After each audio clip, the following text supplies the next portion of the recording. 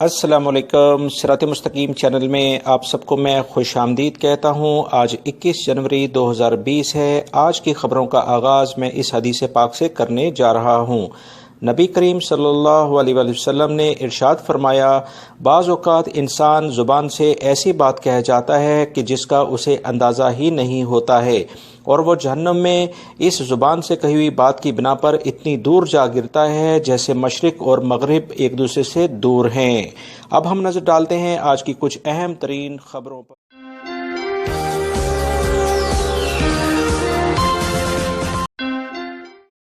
مدینہ منورہ میں جدہ احد 5 کلومیٹر طویل عظیم الشان منصوبے کا اعلان کیا گیا ہے۔ اس کی مزید تفصیلات کچھ یہ ہیں کہ مدینہ منورہ میں دنیا بھر سے آنے والے زائرین کی سہولت کے لیے مسجد نبوی شریف میں شہدائے احد تک 5 کلومیٹر طویل شاہراہ یعنی سڑک کی تعمیر کے منصوبے کا اعلان کر دیا گیا ہے۔ مدینہ منورہ بلدیہ کی جانب سے کہا گیا ہے کہ شاہراہ کے منصوبے کو جادہ احد کا عنوان دیا گیا ہے۔ تعمیر کی جانے والی شاہراہ 7 رویہ ہوگی، جس کے پہلے مرحلے میں 3 ٹریک گاڑیوں کے لیے، 2 بسیں اور 1 ٹریک موٹر سائیکل کے لیے مخصوص ہوگا، جبکہ مسجد نبوی شریف سے پیدل شہدائے احد تک جانے والوں کے لیے 1 ٹریک علیحدہ سے تعمیر کیا جائے گا، جس کی چوڑائی 9 میٹر ہوگی۔ موٹر سائیکلوں کے لیے بنائے جانے والے ٹریک کی چوڑائی 2.8 میٹر رکھی گئی ہے، جبکہ مخصوص افراد کے لیے بھی خصوصی طور پر سڑک میں منصوبہ بندی کی جائے گی۔ بلدیہ نے مزید کہا ہے کہ اس روڈ کا مقصد شہر نبوی صلی اللہ علیہ وسلم میں آنے والے زائرین کو شہدائے احد میں پہنچنے میں سہولت فراہم کرنا ہے۔ نئی تعمیر ہونے والی شاہراہ کا آغاز مسجد نبوی شریف سے کیا جائے گا، جو شہدائے احد کے مقام پر ختم ہوگی۔ عظیم الشان شاہراہ کے اس حصے پر جو پیدل چلنے والے افراد کے لیے مخصوص کیا گیا ہے، 15,000 درخت لگانے کے علاوہ گھاس کا خصوصی فرش بچھایا جائے گا۔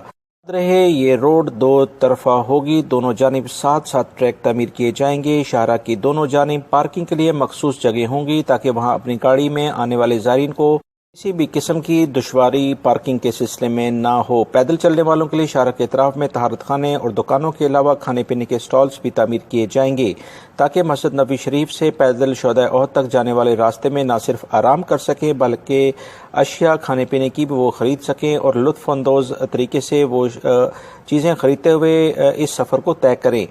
شاہراہ پر جدید ترین انتہائی مناسب بورڈز اور سائن بورڈ نصب کیے جائیں گے اور جتنا بھی CCTV سسٹم ہے وہ منصوبے کا ایک اہم حصہ ہے۔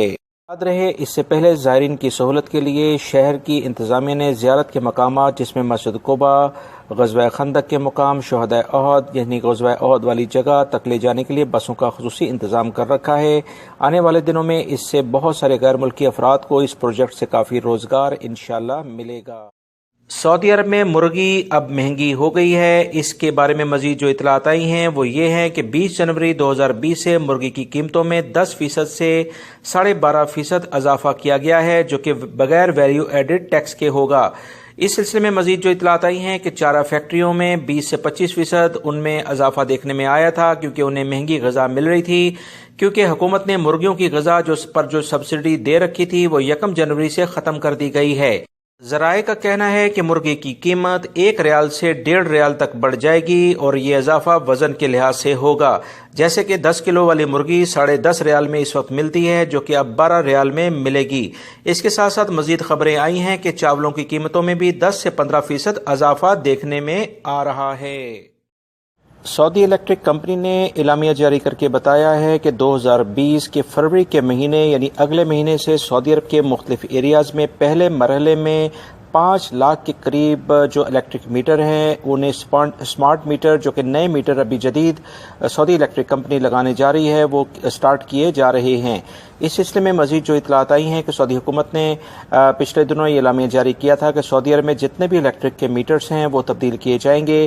اس بارے میں انٹرنیشنل کمپنیوں سے باقاعدہ معاہدہ کیا گیا تھا۔ اس بارے میں کچھ سوشل میڈیا پر خبریں چل رہی تھیں کہ یہ میٹر شاید صحیح نہیں ہے، ان کی سپیڈ زیادہ ہوگی۔ سعودی الیکٹرک کمپنی نے اس بارے میں وضاحتی بیانات بھی جاری کیے تھے کہ یہ میٹر جدید ٹیکنالوجی سے آراستہ ہیں اور اس سے بہت سارے غیر ملکی اور سعودی شہریوں کو روزگار ملے گا، کیونکہ اس پیمانے پر جب الیکٹرک میٹر تبدیل ہوں گے تو بہت سارے نئے ملازمتیں لازمی نکلیں گی۔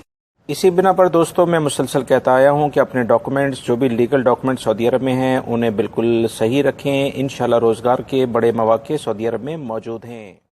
سعودی عرب کی بلدیہ نے ایک نئی پابندی شادی ہالز اور ہوٹلوں پر لگائی ہے کہ وہ بچا ہوا کھانا کسی صورت میں نہ پھینکیں، انہیں نعمت خانوں کے سپرد کریں، اور مختلف تنظیموں سے کہا ہے کہ وہ اس سلسلے میں بھرپور طریقے سے حصہ لیں کہ وہ ہوٹلوں سے اور شادی ہال سے کھانا کلیکٹ کر کے نادار لوگوں میں تقسیم کریں۔ یاد رہے سعودیہ میں بچا ہوا کھانا بڑی مقدار میں ضائع ہوتا تھا۔ مملکت کا شمار ان ممالک میں ہونے لگا تھا جہاں کھانے کو بہت زیادہ ضائع کیا جا رہا تھا۔ اس تمام صورتحال کو دیکھتے ہوئے بلدیہ نے یہ جو پابندی لگائی ہے اسے لوگوں نے بہت زیادہ اپریشیٹ کیا ہے، کیونکہ اس پابندی سے کھانا جو نادار لوگ ہیں ان تک آٹومیٹک پہنچ جائے گا۔ دوستو، اللہ رب العزت کی نازل کردہ آخری کتاب قرآن مجید تا قیامت انسانیت کے لیے، بنی نوع انسان کے لیے ہدایت کا سرچشمہ ہے۔ اس بات کا ثبوت ابھی ایک نئی تحقیقاتی رپورٹ میں جاری کیا گیا ہے، جس میں امریکن یونیورسٹی نے بڑی تحقیق کے بعد ایک رپورٹ جاری کی ہے کہ قرآن پاک میں انسانیت کے لیے جتنا عدالتی نظام اور جتنا جسٹس، انصاف اس کے رولز کے اندر موجود ہے وہ دنیا کی کسی کتاب میں شامل نہیں ہو سکتا ہے۔ اس بارے میں تحقیقاتی رپورٹ آئی ہے کہ اللہ رب العزت نے انسان کی جو بیسک بنیادی ضروریات ہیں ان تمام چیزوں کو مد نظر رکھتے ہوئے اس بک کے اندر جو انصاف کے پیمانے ہیں وہ اس طرح سے بیان فرمائے ہیں کہ انسانیت کسی عام انسان یا کسی جن کے لکھنے کے بس میں یہ ہو ہی نہیں سکتا ہے۔ اس بارے میں الحمدللہ مسلمان تو اس پر پورا ایمان رکھتے ہیں۔ اب غیر مسلم بھی تحقیقات کے ذریعے اسی جانب گامزن ہو گئے ہیں، کیونکہ قرآن میں جو سچائی ہے، جو روشنی ہے، وہ ہر طرف اس کا اب اجالا نظر آ رہا ہے۔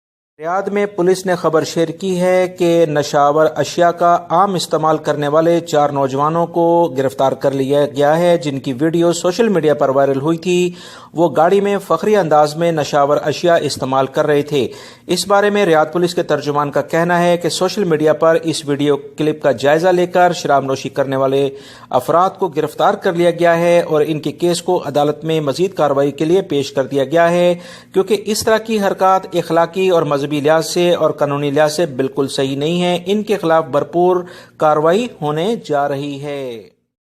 سعودی عرب میں گرین ٹیکسی کے سلسلے میں ایک خبر پچھلے دنوں آئی تھی کہ ایئرپورٹ کی انتظامیہ نے اس بارے میں کہا تھا کہ ایئرپورٹ کی حدود میں گرین ٹیکسی سروس آنے والے مختلف سیاح یعنی کہ جو ٹورسٹ اور دیگر جو ایئرپورٹ پر آنے جانے والے لوگ ہیں انہیں یہ فیسلٹی دی جائے گی۔